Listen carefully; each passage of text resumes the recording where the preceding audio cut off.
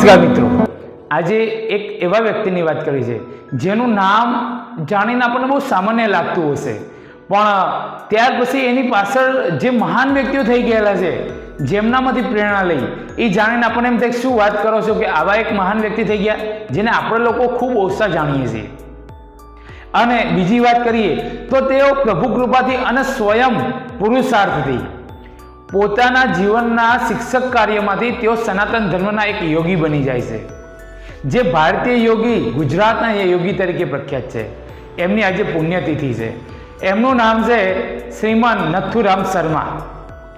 શ્રીમાન નથુરામ શર્માનો જન્મ સુરેન્દ્રનગર જિલ્લાના લીંબડી તાલુકાના એક નાનકડા ગામમાં થયો હતો અને એમની જન્મની તારીખ હતી 10 ઓક્ટોબર 1857. તેઓએ અભ્યાસ પોતાનો કોલેજ કાળ સુધીનો પૂર્ણ કર્યો હતો અને ત્યાર પછી તેઓ 12 રૂપિયાની શિક્ષક તરીકેની નોકરી પોરબંદરના આડેણા ગામમાં સ્વીકારે છે. શિક્ષક તરીકેની તેઓ નોકરી 2-3 જગ્યાએ કરે છે. ત્યાર પછી તેઓ કબીરજી અને દાદુજીની વાણીથી પ્રભાવિત થાય છે અને તેઓ આધ્યાત્મ વિદ્યાનો, અંગ્રેજીના ગ્રંથોનો અભ્યાસ કરે છે અને એ અભ્યાસ કરી અને તેઓ ગિરનારની અંદર હનુમાન ધારા જે તળેટી છે એમાં જઈ અને સમાધિમાં બેસી જાય છે. તેઓને લગ્ન કરવાનો હતા એટલે તેઓ ત્યાંથી હિમાલયમાં જાય છે અને હિમાલયની અંદર અન્ન જળનો ત્યાગ કરી તેઓ ત્યાં સમાધિમાં રહે છે. કહેવાય છે કે તેઓએ તો શિવજીના દર્શન કર્યા છે, એવી વાત પણ થયેલી છે. અને તેઓ એટલા એના અંદરથી પ્રભાવિત થઈ ગયેલા અને ત્યાર પછી તેઓ પરત આવી બિલખાણમાં તેમને આનંદ આશ્રમની સ્થાપના કરી.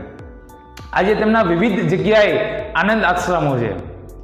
આ સિવાય તેમને યોગાષ્ટકના જાણકાર પણ કહેવામાં આવે છે. અને જે હું વાત કરતો હતો કે મહાન વ્યક્તિઓ તેમનામાંથી પ્રેરણા લઈ અને ખૂબ જ આગળ વધેલા છે, તેમાં એક બાળ સાહિત્યકાર ગીજુભાઈ બધેકા, નાનાભાઈ ભટ્ટ અને ધૂમકેતુ જેવા મહાન વ્યક્તિઓ તેમના જીવનમાંથી પ્રેરણા લઈ અને પોતાનું જીવન આગળ વધારેલું અને એક મહાન કાર્ય કરેલું છે. આવા નથુરામ શર્માનું આજે પુણ્યતિથિ છે. તેમનું મૃત્યુ પાટ ઉપર બેઠા બેઠા જ 16 નવેમ્બર અને 1931ની અંદર સ્વર્ગવાસ સિદ્ધાવે છે. આવા હતા આપણા નથુરામ શર્મા, જેમને જાણીને આપણને આનંદ થશે કે આવા ગુજરાતની અંદર યોગીઓ પણ થઈ ગયા છે. અસ્તુ મિત્રો, આવતીકાલે ફરીથી મળીશું એક નવા જ વ્યક્તિ પરિચય સાથે. આવજો.